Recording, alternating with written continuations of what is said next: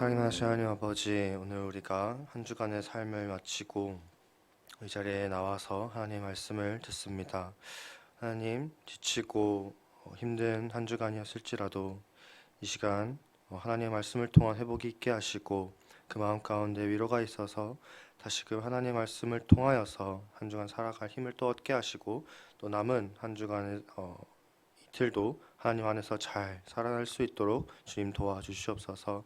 특별히 말씀 전하는 이 시간 담대하게 말씀 전하게 하시고 선포되어지는 하나님의 말씀이 우리 은혜샘교회 모든 성도님들 마음 가운데 자리 잡고 삶을 살아가는 데 힘이 되고 능력이 되는 말씀이 될 수 있도록 주님 도와주시옵소서. 예수님의 이름으로 기도드립니다. 아멘. 오늘 함께 보실 말씀은 누가복음 10장 25절부터 37절까지 말씀입니다. 누가복음 10장 25절부터 37절까지 말씀입니다.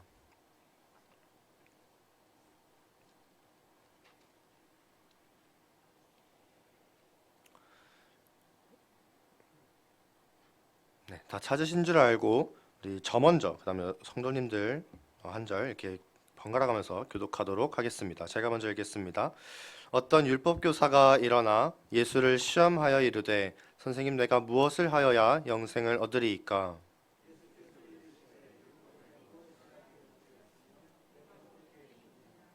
대답하여 이르되 내 마음을 다하여 목숨을 다하며 힘을 다하며 뜻을 다하여 주 너의 하나님을 사랑하고 또한 내 이웃을 내 자신과 같이 사랑하라 하였나이다.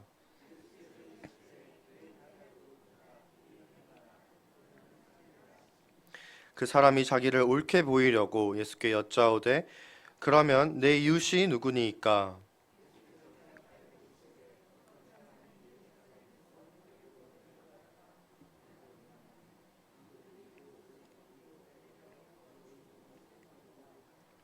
마침 한 제사장이 그 길로 내려가다가 그를 보고 피하여 지나가고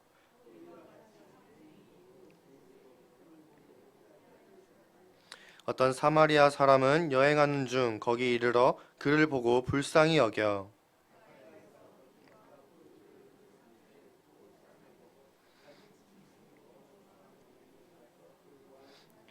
그 이튿날 그가 주막 주인에게 데나리온 둘을 내어주며 이르되 이 사람을 돌보아 주라. 비용이 더 들면 내가 돌아올 때에 갚으리라 하였으니.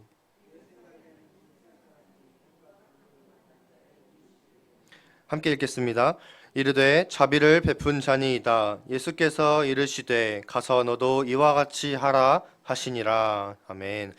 오늘 이 본문 말씀을 가지고 누가 강도 만난 자인가 라는 제목으로 함께 말씀 나누도록 하겠습니다. 사람은 누구나 죽음을 싫어합니다. 다들 죽기 싫어합니다. 제가 그렇게 오래 산 건 아니지만 24년 기준으로 제가 26년 됐습니다. 산지. 정말 얼마 살지 않았는데 지금까지 그래도 살아본 시간을 토대로 생각해보면 아마 죽으면 내가 살아 생전에 쌓았던 이 관계성들의 단절과 이 쌓아왔던 것들에 대한 단절 때문에 아마 죽음을 싫어하지 않나 싶습니다. 그러니까 다시 얘기하면 내가 지금까지 쌓아온 관계들이나 재물이나 명예나 뭐 그런 것들이 죽음 이후에는 전부 다 단절되어 버리고 없어져 버리기 때문에 죽음을 싫어하는 것 같습니다. 실제로 나이가 지긋하신 어르신들께서도 말로는 뭐 나이 들면 얼른 죽어야지, 살 만큼 살았으면 이제 얼른 가야지, 뭐 이런 얘기를 종종 하고는 하시지만 실제로 그 죽음이라는 문턱 앞에 섰을 때 한 명도 겸허히 죽음을 받아들이거나 기쁘게 죽음을 받아들이는 경우는 적어도 저는 한 번도 보지 못했습니다. 그래서 현대 과학계나 의학계는 사람의 수명을 연장하고 또 늘리고 또 죽음을 극복하기 위해서 굉장히 많은 노력들을 하고는 하죠. 죽음을 극복하고 영원한 생명을 누리고 싶어 합니다. 오늘 본문도 이와 비슷하게 어떤 율법 교사가 예수님께 질문하는 것으로 시작합니다. 어떤 질문을 하냐면 예수님, 어떻게 하면 영생을 얻을 수 있겠습니까? 라는 질문을 합니다. 마치 영생을 추구하는 오늘날의 우리처럼 말이죠. 그런데 정말 좀 나쁜 건 이게 정말 순수한 궁금증이 아니라 예수님을 시험하면서 이렇게 질문을 하고 있다라는 겁니다. 이 율법교사라는 사람은 정말 율법을 많이 알고 있는 사람들이었습니다. 그래서 율법을 사람들에게 가르치기도 하고요. 사람들에게 인정도 받는 그런 사람들이었죠. 그래서 자기들은 율법을 잘 지키고 있기 때문에 그 율법을 지키는 행위, 행실을 통해서 의롭고 거룩하고 그걸 통해 구원받을 수 있다라고 생각을 하고 있었습니다. 그래서 예수님을 시험하며 물어본 거예요. 왜 그렇습니까? 자기 생각, 자기 기준대로라면 예수님이 대답하실 때 너같이 하면 영생을 얻을 수 있다라고 말씀하실 것이기 때문이었습니다. 그런데 예수님은 이 율법교사의 질문에 대해서 답을 하시는 게 아니라 오히려 역으로 질문을 던지세요. 율법교사니까 아무래도 율법에 대해서 잘 알고 있을 거잖아요. 그래서 율법에서는 뭐라고 말씀하는지, 율법은 뭐라고 말하는지 한번 물어봅니다. 그러니까 율법교사가 율법에서는 하나님 사랑과 이웃 사랑을 말합니다. 라고 대답하죠. 그러자 예수님이 뭐라고 하죠? 너 말이 옳다. 이제 그렇게 행하라. 라고 말합니다. 여러분, 근데 뭔가 조금 이상하지 않으신지요? 분명 율법교사는 예수님에게 영생을 어떻게 하면 얻을 수 있습니까? 라고 물어봤습니다. 그런데 이 대화 내용을 자세히 들여다보면 율법에서 뭐라고 말하는지에 대해서 말하고요. 그리고 하나님 사랑과 이웃 사랑 같은 어떤 선한 행위를 말하고 또 예수님도 그게 옳다라고 얘기하면서 그렇게 행하라라고 율법교사에게 말씀하고 있습니다. 그럼 여러분 한번 생각해 보세요. 율법의 내용을 잘 지키고 그렇게 행하면 여러분 구원 받을 수 있습니까? 좀 이상하죠. 자, 그런데 율법교사가 질문을 한 가지 더 합니다. 내 이웃이 그럼 누구입니까? 라는 질문을 합니다. 제가 앞서 말씀드린 것처럼 이 율법교사는 지금 자기가 잘하고 있다라고 생각을 하고 있어요. 그래서 예수님한테 인정받기 위해서 이렇게 질문을 합니다. 그래서 아마 자기가 생각할 때는 너가 지금 선을 베풀고 있는 너의 주변 사람들, 너의 그런 주변 사람들이 너의 이웃이다라고 대답을 기대했을 겁니다. 그래서 너는 잘하고 있다라고 칭찬받기를 아마 기대했을 것 같아요. 그런데 이번에도 예수님은 이 질문에 대해서 명확하게 답변을 제시하는 게 아니라 대답을 하고 있는 게 아니라 이번엔 아예 다른 말을 하고 있습니다. 아예 비유를 들어버리는데요. 그것이 바로 오늘 강도 만난 자에 대한 비유입니다.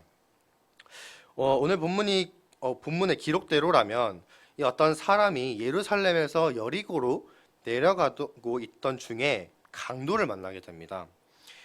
이 지리적으로 이 거리가 한 약 25km 정도 떨어져 있다고 하는데 가는 길도 광야길이라서 이 지역에 강도가 자주 출몰을 했다고 하더라고요. 그런데 설상가상으로 정말 운없게도 강도를 실제로 만납니다. 강도를 만났으니 가지고 있는 걸 당연히 다 뺏기겠죠. 근데 가지고 있는 걸 뺏기는 것뿐만 아니라 폭행도 조금 당했던 것 같아요.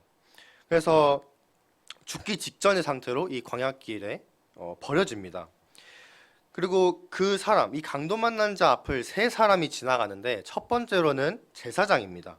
그 두 번째로는 레위인이고요. 세 번째로는 사마리아인입니다. 여기서 좀 재밌는 사실이 하나 있습니다. 여러분, 이 제사장이 어떤 사람입니까? 이스라엘 백성들이 죄를 짓고 그 죄를 사함받기 위해서, 죄 씻음을 받기 위해서 제사를 드릴 때 그 제사를 지내주는 게 바로 제사장입니다. 그러니까 그 죄 씻음의 현장에서 그 제사를 직접 지내주는 게 제사장이에요. 그래서 이 제사장은 아무나 할 수가 없습니다. 첫 제사장이었던 이 모세의 형 아론도 하나님께서 직접 세우셨습니다. 그래서 이 제사장들은 제사장에 대한 규례가 따로 있을 정도로 다른 사람들과는 확실하게 달리 구별되었고요. 모범이 되는 그런 사람들이었습니다. 이런 제사장이 지금 강도 만난 자 앞을 지나가고 있습니다. 그럼 이 강도 만난 자의 입장에서는 이 제사장은 자기를 돌봐줄, 자기에게 힘이 되어줄 당연한 사람입니다. 그런데 이 제사장이 그냥 지나갑니다. 못 보고 지나간 것도 아니죠. 분명히 보고 피하여서 지나갑니다. 두 번째로는 레위인입니다. 이 레위 지파, 레위인이라는 이 사람들은 이스라엘 12지파들 중에 맏아들로서 하나님께 구별되어져 내어드린 그런 지파입니다. 그래서 이 레위 지파는 다른 지파들과는 다르게 출애굽 이후 광야 생활을 하는 동안 이 하나님의 임재가 있는 이 회막을 관리하는 일을 합니다. 이 하나님의 임재가 있는 회막이라는 거룩한 장소를 관리하는 지파이기 때문에 남들은 하고 싶어도 못하는 일을 하고 있는 거고요. 분명하게 하나님께 구별되어 내어드려졌고 모든 지파의 맏아들의 역할을 하기 때문에 사람들 앞에서 더욱 하나님 앞에 거룩한 책임감이 있어야 하고 그런 책임감을 가지고 살았을 겁니다. 아마 다른 사람들에게 인정도 받았겠죠. 그런데 이렇게 거룩하다고 구별된 레위인들이 지금 강도 만난 자의 앞을 그냥 지나갑니다. 이 레위인도 제사장과 마찬가지로 이 강도 만난 자 입장에서는 자기를 도와줄 법한 당연한 사람이에요. 그런데 제사장과 마찬가지로 그냥 지나갑니다. 그런데 이 사람들이 사실 이럴 수밖에 없는 이유가 한 가지 있습니다. 사실 이 사람들은 제가 좀 구별해서 말씀드렸지만 사실 하나입니다. 이 레위 지파라는 이 지파가 곧 제사장 가문이거든요. 그러니까 이 레위 지파에서 제사장이라는 자들이 세워집니다. 그러니까 이 제사장도 곧 레위인인 것이죠. 근데 이들은 율법에서 말하는 대로라면 시체를 만지거나 이 시체를 가까이 하면 자기들이 부정해집니다. 그러니까 이 강도 만난 자, 곧 죽기 직전에 이 강도 만난 자를 보고도 의도적으로 피해간 거예요. 왜냐하면 자기가 부정해질 수 있으니까. 그래서 어떻게 보면 이 레위인과 이 제사장들은 잘못한 게 어떻게 보면 없습니다. 왜냐하면 자기들은 율법에서 말하는 그 내용들을 잘 지킨 거거든요. 마치 오늘 예수님한테 질문한 율법 교사처럼. 자, 그런데 마지막으로 사마리아인이 지나갑니다. 이 사마리아인들은 당시에 사람들이 별로 좋아하지 않았습니다. 왜냐하면 이 사마리아라는 지역이 북이스라엘의 수도이거든요. 근데 그 솔로몬의 아들 르호보암과 여로보암의 이 시대 때 남북이 분단됩니다. 이스라엘의 남북이 분단되는데 이 북쪽 이스라엘, 그러니까 북이스라엘은 아수르라는 지역으로부터 멸망당합니다. 그런데 이 아수르라는 이 지역 사람들이 한 가지 정책을 펼치는데 어떤 정책이냐면 자기들 아수르라는 지역의 거주민들을 이 북이스라엘로 옮기는 이 이주 정책을 펼칩니다. 그러니까 이 북이스라엘의 사람들은 아수르라는 이방 민족의 피와 섞여 버립니다. 그러니까 어떻게 보면은 순수한 유대인의 혈통이 아닌 것이죠. 반면에 이 남쪽 이스라엘, 그러니까 남유다 지역의 사람들은 바벨론이라는 나라로부터 멸망당하게 되는데 이 남유다 지역 사람들은 멸망당하면서 바벨론이라는 지역으로 포로로 끌려갑니다. 그런데 아수르랑 다르게 바벨론이라는 지역은 바벨론이라는 지역의 사람이 왕이 있을 거 아닙니까? 지도자가 있을 텐데 이 바벨론은 남유다 사람들을 그대로 포로로 끌고 갔다가 피가 섞이지 않고 그대로 나중에 다시 귀환시켜 줍니다. 그래서 이 남유다 사람들은 피가 섞이지 않아요. 순수한 그 유대 혈통 그대로 있습니다. 그래서 이 남유다 입장에서 북이스라엘 사람들, 사마리아인들은 어떻게 보면은 순수한 혈통이 아니라 이방인의 피와 섞여버린 좀 더러운 그런 민족이 돼버린 거예요. 뿌리는 같지만 나중에는 더러운 구별되어서 봅니다. 그런데 이런 사마리아인이 지금 이 강도 만난 자를 도와주고 있습니다. 강도 만난 자 입장에서는 자기가 죽기 직전이긴 하지만 이 사마리아인에게 도움이 받고 싶지 않았을 수도 있을 것 같아요. 어쩌면 사마리아인이 도와주려 할 때 순순히 받지 않았을지도 모르겠습니다. 사마리아인도 자기 민족에 대한 인식을 당연히 알고 있었겠죠. 모르지 않았을 겁니다. 그런데 그런 인식 속에서 이 강도 만난 자를 도와줍니다. 앞선 제사장과 레위인은 율법의 내용을 준수하기 위해서 자기가 부정해지는 것을 막기 위해서 그냥 지나갑니다. 그게 그들에게 옳은 것이겠지만 거기에는 사랑이 있다고 말할 수 없습니다. 하지만 사마리아인은 자기에 대한 사회적 인식 속에서 어려움에 처한 사람을 향한 사랑의 실천을 보여줍니다. 상처를 싸매어 주고요. 주막으로 데려가서 돌보아 줍니다. 또 그 다음 날에는 그 주막 주인에게 자기의 돈을 지불하면서까지 자기의 것을 내어주면서까지 주막 주인에게 이 사람을 보살펴 달라라고 말합니다. 이 비유를 다 들고 난 후에 예수님은 율법교사에게 다시 한번 물으십니다. 누가 이 강도 만난 자의 이웃이냐? 여러분, 누가 강도 만난 자의 이웃입니까? 당연히 사마리아인입니다. 율법교사도 이렇게 대답해요. 사마리아인이 이웃이다. 그리고 예수님은 이와 같이 하라라고 말씀하세요. 여러분, 아까 제가 여쭤봤던 것처럼 조금 이상하지 않으십니까? 율법교사는 이미 율법을 잘 지키면서 자기가 생각하는 하나님 사랑과 이웃 사랑을 실천하면서 살고 있습니다. 근데 예수님은 아까부터 계속 이와 같이 하라라고 말씀하고 있어요. 제가 다시 한번 여쭤보겠습니다. 하나님을 사랑하고 이웃을 사랑하면 영원한 생명을 얻을 수 있습니까? 구원을 얻을 수 있나요? 여러분, 이 질문을 잘 기억하시기 바랍니다. 자, 처음부터 다시 보겠습니다. 오늘 말씀은 율법교사가 예수님한테 예수님, 어떻게 하면 영생을 얻을 수 있습니까? 라는 질문으로 시작합니다. 그렇다는 말은 예수님과 율법교사가 한 이 모든 대화, 이 예수님께서 드신 이 비유는 영생을 어떻게 얻는지에 대한 비유이고 영생을 어떻게 얻는지에 대한 대화인 거예요. 이 비유에는 중요한 인물이 두 사람 있습니다. 하나는 강도 만난 자고요. 하나는 사마리아인입니다.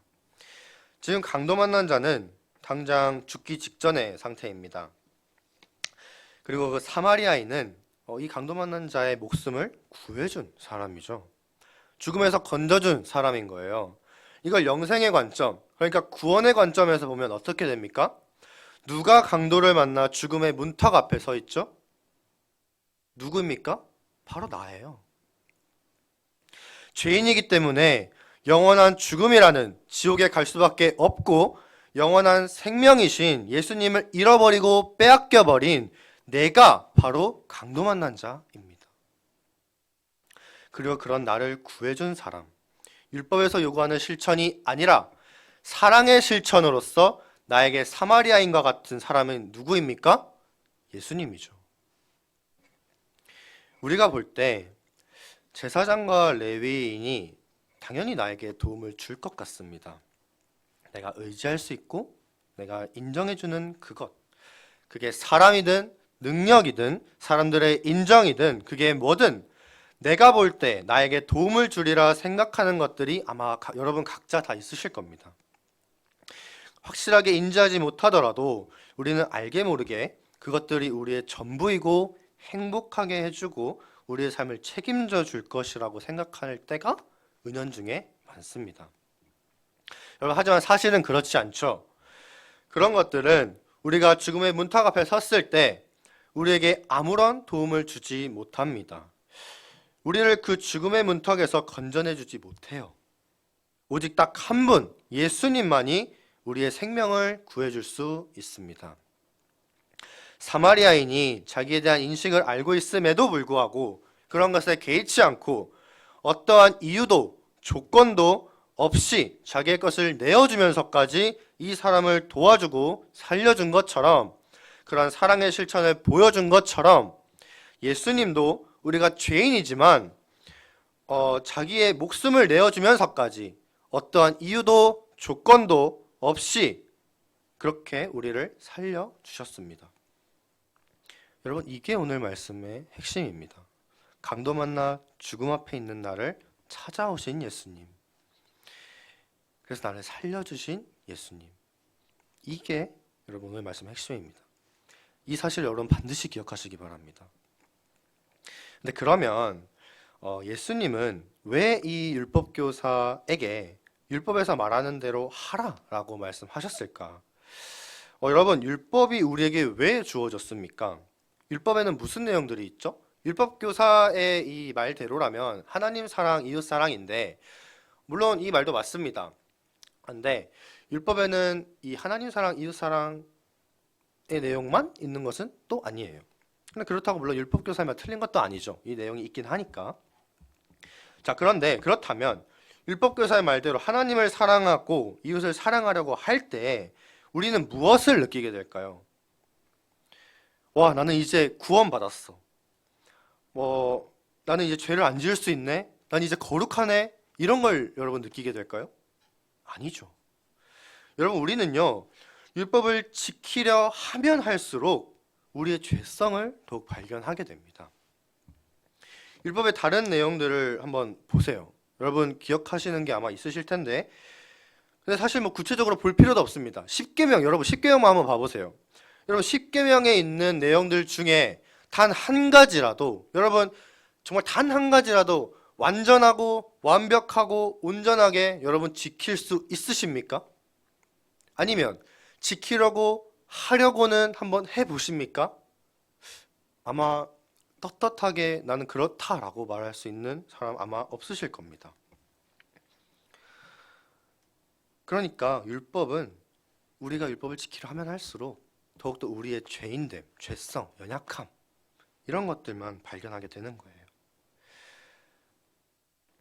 그리고 율법의 순기능, 율법의 궁극적인 목적은 나의 죄성을 발견하고 아, 나는 죄인이구나를 깨닫는 것에서 끝이 아니라 아무리 제사를 드리고 율법을 지키려 해도 할 수 없는 나의 죄성, 씻어지지 않는 죄의 문제들 앞에서 그런 나를 구원해줄 메시아를 대망하는 것, 그게 바로 율법의 궁극적인 목적, 율법이 우리에게 주어진 목적입니다. 그러니까 예수님은 율법교사에게 율법에서 말하는 대로 해라 라고 이 말씀하고 있는 요거는 율법교사의 생각대로 잘하고 있다, 율법교사를 칭찬하는 게 아니라 지금처럼 잘하고 있다 말하라는 것이 아니고요, 율법에서 말하는 것을 잘 지키면 그 끝, 그 결국은 결국 예수님이기 때문에, 예수님을 찾게 되는 것이기 때문에 제발 똑바로 지켜라 라고 말하고 있는 겁니다.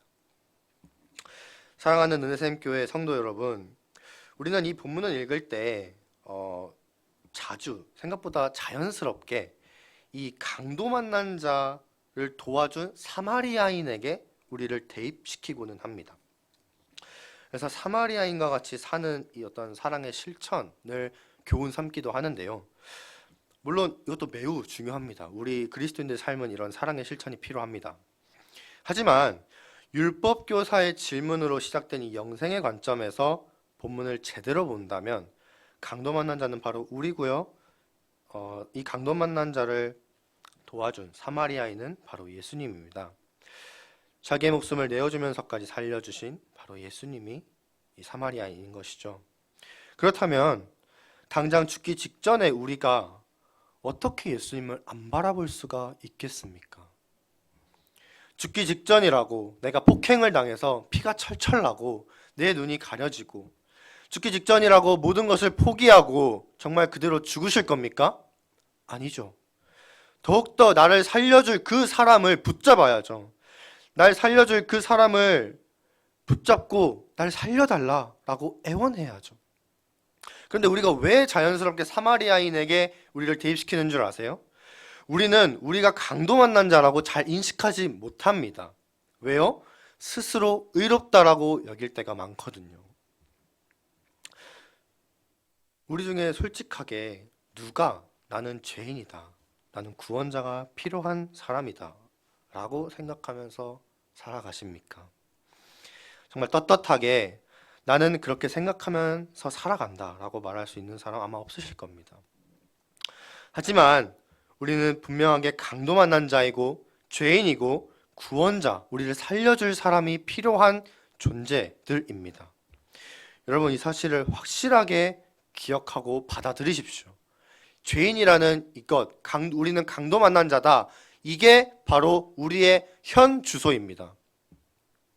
그렇다면 여러분 예수님을 확실하게 붙잡아야겠죠. 나를 위해 죽으신 예수 그리스도의 피 말고는 우리를 그 죽음에서 건질 수 있는 건 단 하나도 없습니다, 여러분. 예수님을 믿는다고 하지만 그렇지 못한 나의 연약함, 나의 죄성, 나의 무능한 모습을 보면서 예수님 나를 용서해 주세요. 예수님 나를 도와주세요. 나를 살려주세요. 라고 예수님을 더욱더 간절하게 찾으십시오. 믿는다면서 그렇게 살지 못하는 삶, 여러분 괜찮습니다. 여러분 우리는 원래 그런 존재예요. 우리는 그렇게 사는 게 당연한 존재입니다. 하지만 우리에겐 예수님이 있습니다. 우리 죄를 구원하기 위해서 나중에 오실 예수님이 아니라 이미 2000년 전에 오셔서 십자가에 못 박혀 죽으시고 부활하심으로 성부 하나님의 구원 계획을 완전하게 이루신 예수님이십니다. 그래서 우리 죄의 문제를 완전하게, 완벽하게 해결하셨습니다. 그럼 이제 우리가 해야 할 건 뭐예요? 아까 말씀드린 것처럼 예수님을 붙드는 거죠. 예수님을 확실하게 믿는 것, 의지하는 것, 이게 바로 강도 만난 우리가 해야 할 것들입니다. 말씀을 맺겠습니다. 우리는 예수님을 알 수도 알 자격도 없는 그런 자들입니다. 강도를 만나서 그 자리에서 죽을 수밖에 없는 자들이에요. 그런데 예수님은 그런 우리를 사랑하신다라는 이유 하나로 자기 목숨을 내어주면서까지 우리를 찾아오십니다. 아무리 죽음 가운데서 정말 죽음이라는 이 두려움과 공포가 내 눈을 가리고 강도를 만나 폭행을 당하고 피를 흘리면서 피가 내 눈앞을 가리고 할지라도 우리는 나를 살리기 위해 오신 예수님을 반드시 알아보고 나를 살려달라라고 구해야 합니다. 그 도움의 손길을 여러분 확실하게 붙드시길 바랍니다. 거기에 생명이 있습니다. 자기의 죄인됨을 알고 예수님을 확실하게 찾고 구하고 믿는 우리 모든 은혜샘교회 성도 여러분이 되시기를 진심으로 소망합니다.